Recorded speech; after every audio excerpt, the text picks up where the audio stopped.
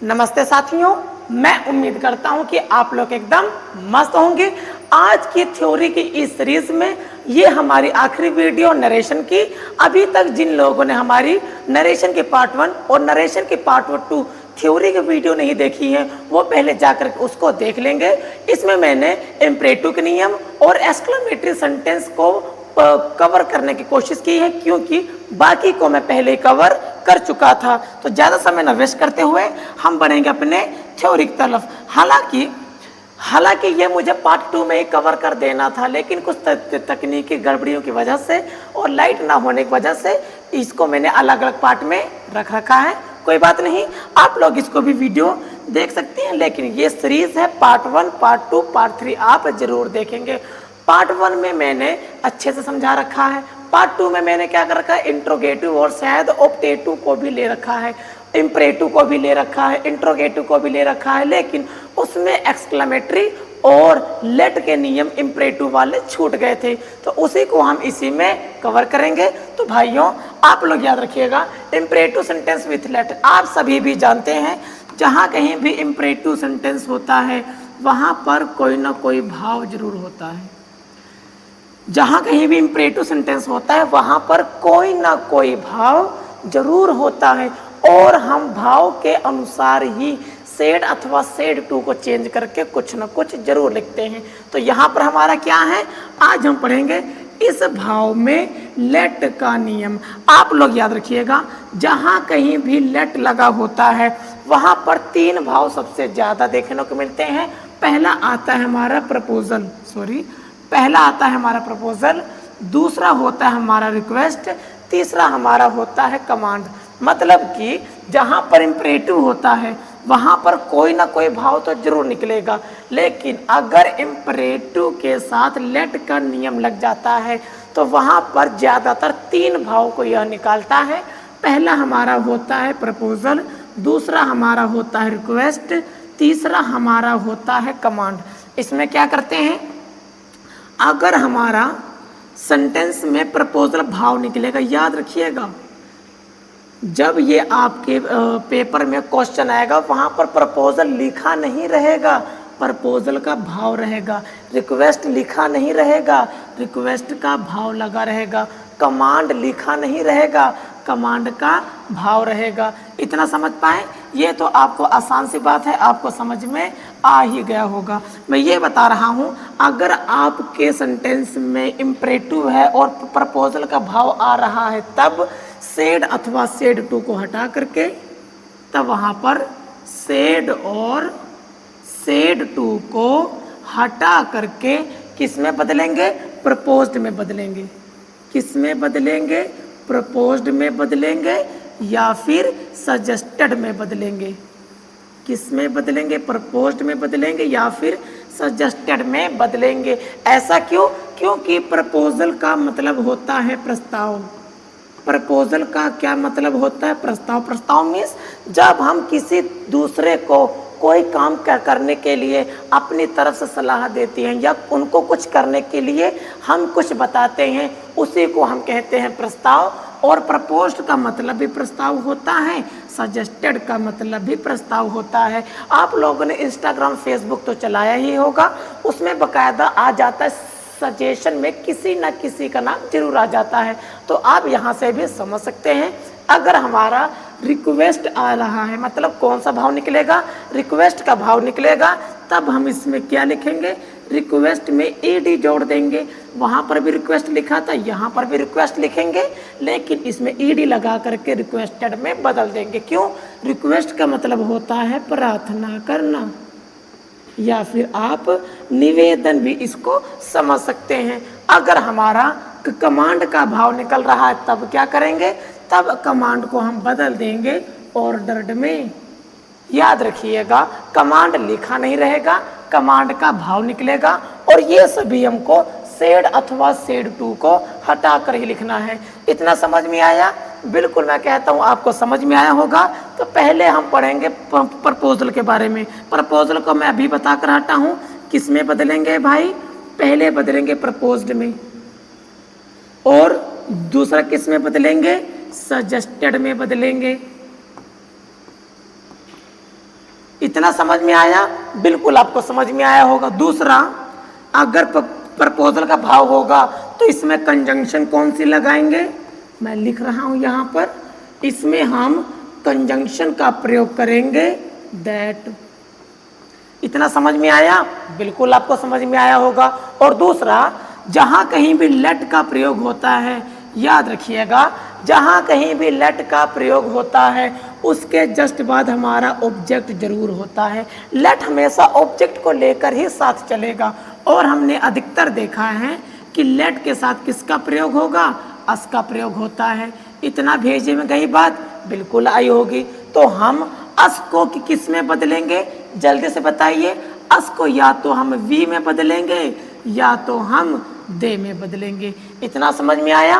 बिल्कुल समझ में आया होगा। लेट को किस में बदलेंगे? लेट को बदल करके किस में लिखेंगे? हम शुड में लिखेंगे। इतना समझ में आया भाई? मैं ये बता रहा हूँ नियम कि चेंज कैसे करेंगे। तो जहां पर प्रपोजल होगा भाव के अनुसार या तो प्रपोज लिखेंगे या तो सजेस्टेड, सेड अथवा सेड टू को हटा करके तो कंजंक्शन के रूप में दैट का प्रयोग करेंगे। इतना समझ में आया? बिल्कुल समझ में आया होगा। लेट अपने साथ कोई ना कोई ऑब्जेक्ट लेकर जरूर चलता है। अस को किस में बदलेंगे? या तो वी में बदलेंगे या तो दे में बदलेंगे। इतना समझ में आया? बिल्कुल आपको समझ में आया होगा।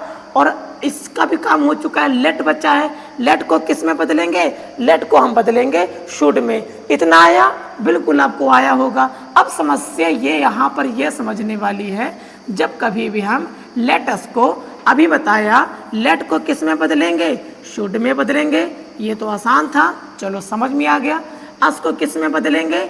या तो वी में बदलेंगे या तो दे में बदलेंगे। अब समस्या यहाँ पर ये है, वी को वी में कब बदलेंगे? जब बोलने वाला स्पीकर खुद शामिल हो। याद रखिएगा, अस को वी में तब बदलेंगे जब हमारा बोलने वाला स्पीकर उसमें, बोलने वाले में खुद शामिल होना चाहिए। दे कब लिखेंगे? जब स्पीकर भी हैं और लोग भी हैं और वह थर्ड पर्सन का काम करें। किसका काम करेंगे? थर्ड पर्सन का काम करेंगे और इसको हम कर देंगे चेंज। और रही बात, इसको लेट को हम शुड में ही क्यों चेंज करेंगे? इसको जब हम देखेंगे सेंटेंस तभी हम उसको समझ पाएंगे। इनके बारे में तो मैं बता चुका हूँ, आगे चल के भी इनके बारे में गंभीरता से बात करेंगे। हमारा सेंटेंस बोल रहा है, हरी सेड, हरी ने कहा, let us play a match, कि चलो हम एक मैच खेलते हैं। तो यहाँ पर क्या कर रहे हैं? हम चेंज कर रहे हैं। हरी की जगह लिखेंगे हरी सेड। यहाँ पर मैंने क्या कहा था? सेड अथवा सेड टू को हटा करके क्या करेंगे? बदलेंगे भाव के अनुसार। हरी ने कहा चलो हम मैच खेलते हैं। वो प्रपोज कर रहा है, सजेस्ट कर रहा है। आप चाहे तो प्रपोज लगाइए चाहे सजेस्टेड। मैं सेड को हटा करके लिख रहा हूँ सजेस्टेड, क्योंकि वह क्या कर रहा है? प्रस्ताव दे रहा है। तो यहाँ पर देख लीजिए, इन्वर्टेड कॉमा को हटा करके कंजंक्शन के रूप में किसका प्रयोग करते हैं? दैट का प्रयोग करते हैं। इतना समझ में आया? बिल्कुल समझ में आया होगा। तो यहाँ पर देख लीजिए, वी को किस में चेंज, अस को किस में चेंज करेंगे? या तो वी में चेंज करेंगे या तो दे में चेंज करते हैं। इतना समझ में आया? बिल्कुल समझ में आया होगा।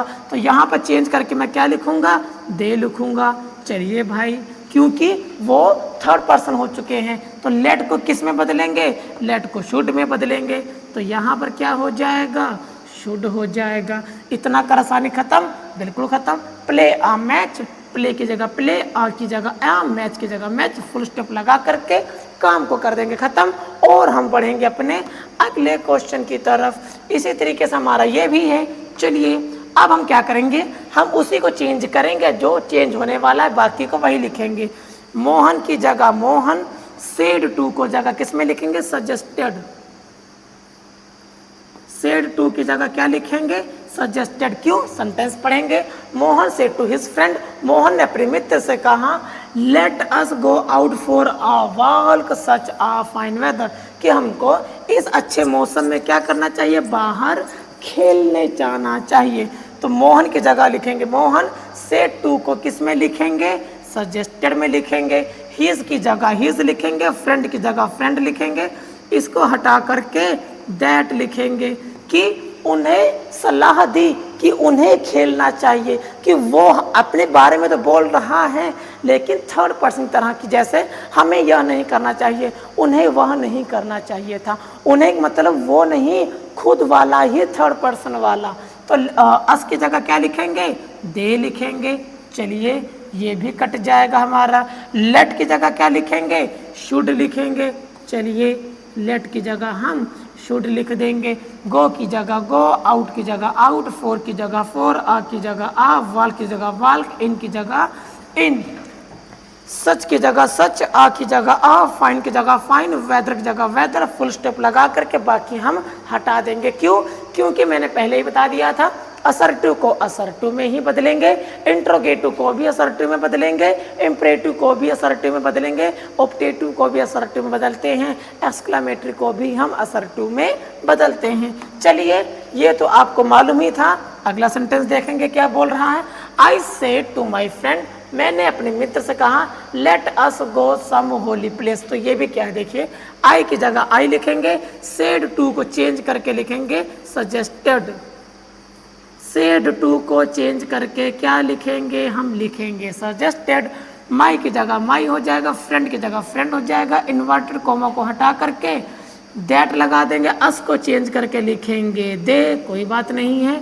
लेट को चेंज करके लिखेंगे शुड, लेट को चेंज करके क्या लिखेंगे, शुड लिखेंगे। गो की जगह गो, टू की जगह टू, सम की जगह सम, होली की जगह होली, प्लेस की जगह प्लेस, फुल स्टॉप लगा देंगे। बाकी सेंटेंस हमारा इसी तरीके से बना रहेगा। मतलब कि हमको केवल इतना चेंज करना था और सजेस्टेड चेंज करना था। इतनी बात समझ में आई, बिल्कुल आपको आई होगी। चलिए अगला सेंटेंस देखेंगे हमारा क्या बोल रहा है।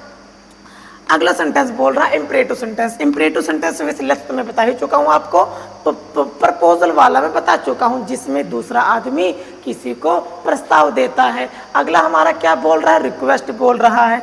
रिक्वेस्ट में देखिए क्या किया जाता है, जहाँ पर भी रिक्वेस्ट आ जाएगा, रिक्वेस्ट को किस में बदलेंगे, रिक्वेस्ट को बदलेंगे रिक्वेस्टेड में। जहाँ पर सेड अथवा सेड टू लिखा होता है उसको हटा करके हम किस में बदलेंगे, रिक्वेस्टेड में बदलेंगे। इसमें क्या करेंगे हम, टू लेट का प्रयोग करते हैं, मतलब कि रिक्वेस्टेड में शुड का प्रयोग नहीं होता है। इतना समझ में आया, बिल्कुल आपको समझ में आया होगा। चलिए देखते हैं क्या बोल रहा है हमारा भाई साहब। हमारे भाई साहब बोल रहे हैं ही की जगह ही, सॉरी क्वेश्चन पढ़ लेते हैं।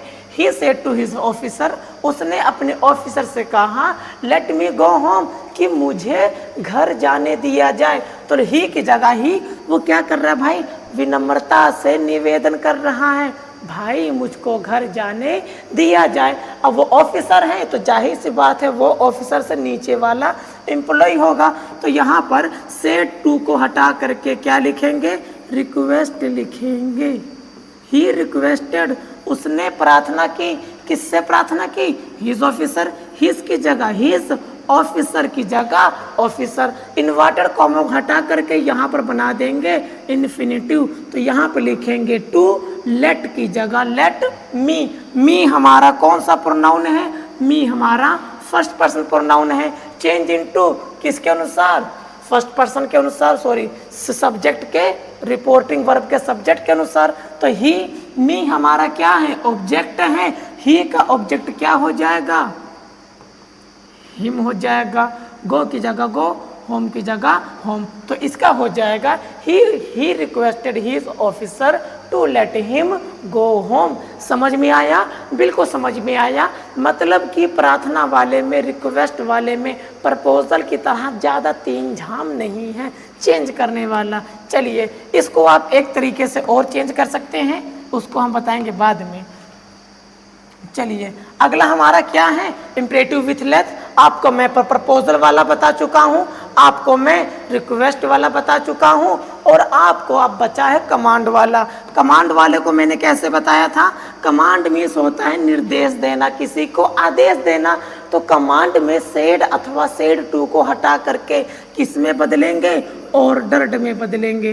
किस में बदलेंगे हम, ऑर्डर में बदलेंगे। ऑर्डर का मतलब होता है आदेश, ऑर्डर का मतलब क्या होता है? आदेश। इसमें भी हम शुड का प्रयोग करते हैं। चलिए भाइयों, कैसे करते हैं अभी देखते हैं। इसमें देखेंगे, the officer said to his clerks, कि ऑफिसर ने अपने क्लर्क से कहा, let no one come late in the last week of March. तो यहाँ पर क्या बोल रहा है? द की जगह द, ऑफिसर की जगह ऑफिसर। इसमें ऑफिसर आदेश दे रहा है अपने क्लर्क्स को। तो सेड टू को हटा करके क्या लिखेंगे? ऑर्डर्ड लिखेंगे। क्या लिखेंगे हम? ऑर्डर्ड लिखेंगे। हिज की जगह हिज, क्लर्क्स जगह क्लर्क्स। इतना समझ में आया? बिल्कुल आपको समझ में आया होगा। तो यहाँ पर नो वन लिखा हुआ है। नो वन को पहले क्या करेंगे? आगे बना देंगे।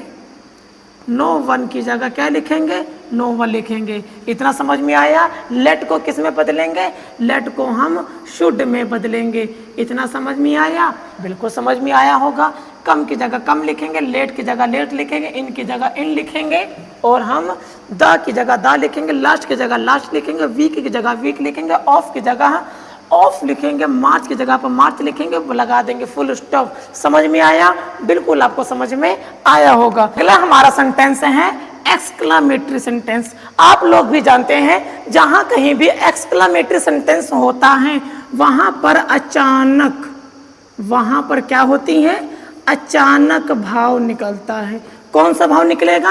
अचानक भाव निकलता। हम कहते हैं ना, अरे ये क्या हो गया, अरे यार, हम ये सब क्या है? ये सभी एक्सक्लामेटरी सेंटेंसेस हैं। याद रखिएगा, जहां कहीं भी एक्सक्लामेटरी सेंटेंसेस की बात करेंगे वहां पर अचानक भाव निकलता ही निकलता है। और ये एक्सक्लामेटरी सेंटेंस जहां पर होगा वहां पर एक्सक्लामेशन मार्क जरूर लगा होता है। इसको हिंदी में कहते हैं विस्मयादि बोधक चिन्ह। इतना समझ में आया? बिल्कुल आपको समझ में आया होगा। और एक्सक्लामेटरी सेंटेंस को किस में चेंज करेंगे? याद रखिएगा, एक्सक्लामेटरी सेंटेंस को किस में चेंज करते हैं? असर्टिव सेंटेंस में। किस में चेंज करते हैं? असर्टिव सेंटेंस में चेंज करते हैं। और इसमें कंजंक्शन के रूप में किसका प्रयोग करेंगे? दैट का प्रयोग करेंगे। इतना समझ में आया? बिल्कुल आपको समझ में आया होगा। और एक्सक्लामेटरी सेंटेंस में सेड अथवा सेड टू को हटा करके एक्सक्लेम्ड क्या लगाएंगे? एक्सक्लेम्ड विथ लगाएंगे। और जो भाव निकलेगा, क्योंकि एक्सक्लेमेटरी सेंटेंस में तो भाव तो निकलेगा ही, तो एक्सक्लेम्ड विथ के जस्ट बाद कौन सा भाव निकलेगा उसको हम लिख देंगे। इतना समझ में आया? बिल्कुल आपको समझ में आया होगा। ये तो चलो अभी हमने देखी, थोड़ा सा नियम जान लिया है। अब इसको हम अप्लाई करेंगे। इसमें बोल रहा है, ही सेड, उसने कहा, hurray my old friend has came, कि वाह, अरे भाई मेरा मित्र यहाँ पर आ रहा है। मैंने क्या बताया? जहाँ कहीं भी एक्सक्लामेटरी सेंटेंस होगा वहाँ पर एक्सक्लामेशन वर्ड या एक्सक्लामेशन चिन्ह जरूर लगता है। तो ये शब्द क्या बता रहा है? अचानक भावनाएं निकाल रहा है। चलो इसको करेंगे चेंज। ही की जगह ही लिखेंगे, सेड को हटा करके क्या लिखेंगे? Exclaimed with. क्या लिखेंगे? Exclaimed with. इतना समझ में आया? बिल्कुल समझ में आया होगा। हुर्रे, हुर्रे कौन सा भाव है भाई? इसको हटाइए पहले। ये बताइए, हुर्रे कौन सा भाव है? हुर्रे मतलब खुशी मना रहा है। या तो इसको जॉय लिखेंगे या तो इसको इंग्लिश में हम डिलाइट लिखेंगे। जॉय मिस होता है खुशी, डिलाइट मिस होता है प्रसन्नता। मतलब कि जब उसने अपने मित्र को देखा वह खुशी से पागल हो गया या फिर वह बहुत खुश हो गया। तो सेड को हटा करके एक्सक्लेम्ड विथ लिखेंगे, हुर्रे को हटा करके या तो जॉय लिखेंगे या तो डिलाइट लिखेंगे। मैं लिखूंगा जॉय। जॉय लिखा तो ये हमारा हुर्रे भी गायब हो जाएगा। इन्वर्टेड कॉमा को हटा करके क्या लिखते हैं? दैट लिखते हैं। चलिए भाई, हम दैट भी लिख देंगे। माई, माई कौन सा प्रोनाउन है? First person pronoun, change into he के अनुसार। तो ही का क्या हो जाएगा? हिज हो जाएगा। तो माई भी कटेगा। ओल्ड की जगह क्या हो जाएगा? ओल्ड लिखेंगे, कोई दिक्कत नहीं है। तो ये भी कटेगा। फ्रेंड की जगह क्या लिखेंगे? फ्रेंड लिखेंगे। तो यहाँ पे लिखा हुआ है हैज, कौन सा टेंस है? प्रेजेंट परफेक्ट टेंस है। Present perfect tense change into past perfect tense, तो हैज किस में चेंज हो जाता है? हैड में चेंज हो जाएगा, कम की जगह कम हो जाएगा, फुल स्टॉप लगा देंगे और हम बढ़ जाएंगे अपने अगले सेंटेंस की तरफ। हमारा अगला सेंटेंस क्या बोल रहा है इसको देखेंगे। ही सेड, उसने कहा, अलास आई एम रून्ड। रून्ड मीन्स होता है बर्बाद हो जाना, तो यहाँ पर अलास शब्द लिखा है। अगर आप लोगों ने मेरी थ्योरी वाली वीडियो देखी है, मैंने उसमें बताया है अलास शब्द हमारा दुख का भाव प्रकट करता है। कौन सा भाव प्रकट करेगा? दुख का भाव प्रकट करता है। और यह दुख का भाव ही क्यों प्रकट करता है, मैंने बकायदा थ्योरी वाली वीडियो में बता रखा है। चलो इसको भी हम करेंगे चेंज। ही की जगह ही लिखेंगे, सेड को हटा करके लिखेंगे एक्सक्लेम्ड विथ। क्या लिखेंगे? Exclaimed with. इतना समझ में आया? बिल्कुल आपको आया होगा। तो सेड को हटा देंगे, अलास, अलास को हटा करके क्या लिखेंगे भाई? दुख की इंग्लिश क्या होती है? सोरो।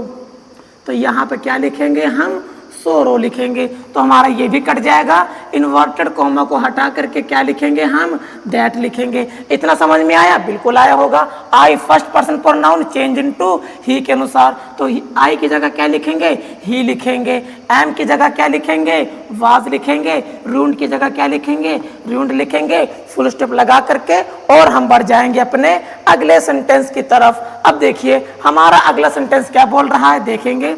ही सेड, उसने कहा, bravo you have done well. ये भाई साहब, ये मैं आपके लिए होमवर्क में छोड़ रहा हूँ, याद रखिएगा। ये आपको करना है, दो मैंने बताए हैं, एक आपको करना है। और ब्रेवो की जगह पे क्या लिखेंगे हम? अपलोडर लिखेंगे। ब्रेवो की जगह पर हम क्या लिखेंगे भाई? अपलोडर लिखेंगे। बाकी आपको चेंज करना है। हमारा अगला नियम कहता है, क्या कहता है देखिए जरा। एक्सक्लेमेटरी सेंटेंस था, इसको किस तरीके से चेंज करेंगे वो मैंने बता दिया है, लेकिन याद रखिएगा एक्सक्लेमेटरी में दो शब्द और आते हैं जो हमारे बहुत ज्यादा प्रसिद्ध हैं। पहला वाटा और दूसरा हाउ। हाउ मीन्स कैसे। हम कहते हैं ना भाई तुम्हारा दोस्त खत्म हो गया, हम कहते हैं अरे यार कैसे, ये कैसे हुआ।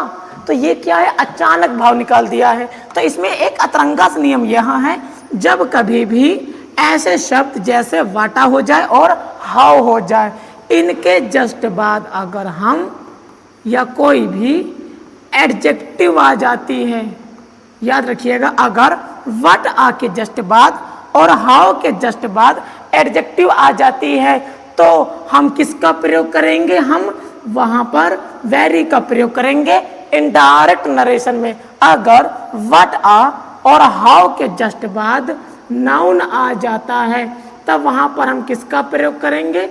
वहां पर हम ग्रेट का प्रयोग करते हैं। इतना समझ में आया? बिल्कुल आपको समझ में आया होगा। इसको हम सेंटेंस के थ्रू देखेंगे तो ज्यादा समझ में आ जाएगा।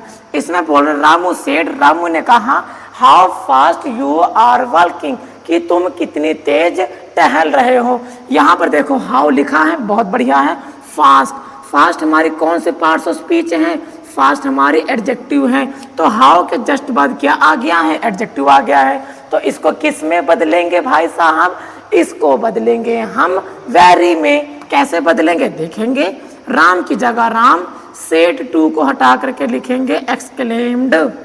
तो यहाँ पर मैं क्या लिखूंगा? एक्सक्लेम्ड लिखूंगा। हैरानी का भाव है एक्सक्लेम्ड विथ सरप्राइज।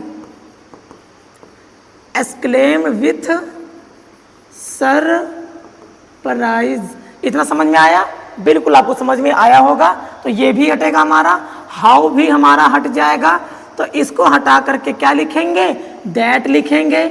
इतना समझ में आया? बिल्कुल आपको समझ में आया होगा।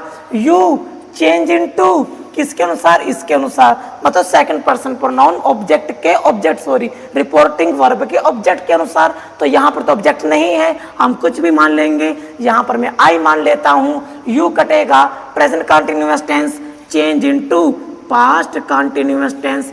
आर की जगह वाज लिखूंगा, वॉकिंग की जगह पर मैं क्या लिखूंगा? वॉकिंग लिखूंगा। इतना समझ में आया? बिल्कुल समझ में आया। अब बच्चे हमारे एडजेक्टिव, एडजेक्टिव के पहले हम वेरी का प्रयोग करेंगे और उसके बाद हम फास्ट का प्रयोग करेंगे। समझ में आया? बिल्कुल आपको समझ में आया होगा। इसी तरीके से अगला देखेंगे, Ramu said what a fool I am, तो यहाँ पर व्हाट आ गया है। इसके पहले मैंने बताया था ना, व्हाट आ लिखा होना चाहिए या फिर हाउ लिखा होना चाहिए। इसके जस्ट बाद कौन से पार्ट्स ऑफ स्पीच है, फूल। फूल हमारे कौन से पार्ट्स ऑफ स्पीच हैं, नाउन है। तो नाउन है तो किस में बदलेंगे, ग्रेट में बदलेंगे। चलिए भाई साहब सेंटेंस देखो, राम की जगह राम लिखेंगे, सेड को हटा करके क्या लिखेंगे, एक्सक्लेम्ड। इतना समझ में आया, बिल्कुल आपको समझ में आया होगा, ये भी हमारा कट जाएगा। इन्वर्टेड कॉमा को हटा करके क्या लिखेंगे, दैट लिखेंगे। इतना समझ में आया, बिल्कुल समझ में आया होगा। अब देखो व्हाट आ चुका है, अगर आप व्हाट को हटाएंगे तो बीच में कोई ना कोई भाव लिख देना। यहाँ पर एक्सक्लेम्ड विथ सरप्राइज। अब क्या हर बार सरप्राइज लिखना अच्छा होता है, नहीं होता है भाई, क्योंकि हमको भाव समझना पड़ेगा ना। ही सेड, उसने कहा what a fool I am, वो गिल्ट महसूस कर रहा है, रिग्रेट महसूस कर रहा है, तो यहाँ पर होना चाहिए विथ रिग्रेट। तो Ram exclaimed with regret that I change into first person के अनुसार। तो राम की जगह क्या लिखेंगे, ही लिखेंगे। एम की जगह क्या लिखेंगे, वाज लिखेंगे। ये भी कटा, आ फूल बचा है, आ की जगह पर आ लिखेंगे और फूल की जगह फूल। फूल के पहले हम क्या लिखेंगे, ग्रेट लिखेंगे। तो यहाँ पर लिखेंगे फूल लिखेंगे। इतना समझ में आया, बिल्कुल आपको समझ में आया होगा। बस ये ध्यान देना है, वाटा के बाद अगर याद रखिएगा, अगर हमारे वाटा के बाद नाउन आया है तो क्या लगा देंगे, ग्रेट लगा देंगे। एडजेक्टिव आया रहेगा तो वेरी लगा देंगे। समझ पाए, बिल्कुल समझ पाए। लेकिन यहाँ पर एक अतरंगा सा नियम और है, वो क्या है देखिए। इसको अगर चेंज करेंगे, राम सेड, राम ने कहा how fast are you walking, कि तुम कितनी तेज टहल रहे हो। तो राम की जगह राम लिखेंगे, सेड को हटा करके क्या लिखेंगे, एक्सक्लेम्ड लिखेंगे। तो इसमें कोई ना कोई भाव निकलता था, तो विथ सोरो, विथ हैप्पी, विथ रिग्रेट लिखते थे। अगर आप चाहो तो केवल एक्सक्लेम्ड भी लिख सकते हो। ये नियम कहाँ काम करेगा, यह नियम वहाँ काम करेगा, या फिर जहाँ पर हाउ लिखा रहेगा या फिर वहाँ पर वाटा लिखा रहेगा। अगर आपको भाव नहीं समझ में आ रहा है, एक्सक्लेम्ड विथ सोरो, रिग्रेट नहीं लिखना है, तो आप केवल एक्सक्लेम्ड भी लिख सकते हैं। इन्वर्टेड कॉमा को हटा करके दैट लिखेंगे। हाउ के जस्ट बाद आया है फास्ट। फास्ट हमारी कौन से पार्ट्स ऑफ स्पीच हैं, फास्ट हमारी हैं एडजेक्टिव। तो हाउ तो हमारा हटा ही देंगे। तो क्या करेंगे, देखिए use second person pronoun change into, इसके अनुसार तो कुछ भी आप चेंज कर सकते हैं। तो यहाँ पर देखिए आई लिख दूंगा मैं, आर की जगह क्या लिखूंगा, वाज लिखूंगा। वॉकिंग की जगह वॉकिंग लिखूंगा, तो हमारा ये भी कट जाएगा। फास्ट हैं एडजेक्टिव हैं, एडजेक्टिव के पहले वेरी लगा देंगे, इसके जस्ट बाद हम फास्ट लिख देंगे और हमारा काम यहाँ पर खत्म हो जाएगा। चलिए अब हम बढ़ते हैं अपने अगले क्वेश्चन की तरफ। ये भी वही सिस्टम है। अब देखो यहाँ पर वैसे एक्सक्लेम्ड नहीं लिखा होना चाहिए, क्या लिखा होना चाहिए, तो सेड। इसको हटाइए, यहाँ पर एक्सक्लेम्ड की जगह क्या लिखा होना चाहिए था, सेड लिखा होना चाहिए था। लेकिन कहीं कहीं पर एक्सक्लेम्ड देखने को मिल सकता है, लेकिन अगर नियम देखेंगे तो सेड होना ही चाहिए। तो यहाँ पर ही की जगह ही होता है, सेड को हटा करके किस में लिखेंगे, एक्सक्लेम्ड में लिखेंगे। तो इसको हटा देंगे, कोई दिक्कत नहीं है, इसको भी हटा देंगे। इन्वर्टेड कॉमा को हटा के दैट लिखाएंगे। व्हाट को हमारा हटा देंगे, आई चेंज इनटू, ही के अनुसार। तो आई को हटा करके ही लिखेंगे, एम को लिख कर हटा करके वाज लिखेंगे। तो जब वाटा के जस्ट बाद नाउन आया था, नाउन आया था तो क्या लिखेंगे, देखो ए की जगह ए लिखेंगे, नाउन के पहले ग्रेट लिखेंगे और फूल की जगह पर हम क्या लिखेंगे, फूल लिखेंगे। इतना समझ में आया, बिल्कुल आपको समझ में आया होगा। मतलब कि मैं ये बोलना चाह रहा था, जहां पर हमारा क्या लग जाए, कहां चला गया, जहां पर हमारा लिखा होगा हाउ और व्हाट आ, तो इसको हम क्या लिखते थे, तो सेड अथवा सेड टू को हटा के हम क्या लिखते थे, एक्सक्लेम्ड विथ कोई भाव लिखते थे। अगर ये शब्द लिखे हुए हैं, अगर आपको एक्सक्लेम्ड विथ करके कोई भाव नहीं लिखना है, तो आप चाहो तो केवल एक्सक्लेम्ड लिखकर भी अपना काम कर सकते हैं। तो ये नियम भी हमारे पास मौजूद है। तो भाइयों, आज की क्लास हमारे यहीं पर होती है समाप्त, और हम मिलेंगे कल अगली वीडियो में। तब तक के लिए नमस्कार।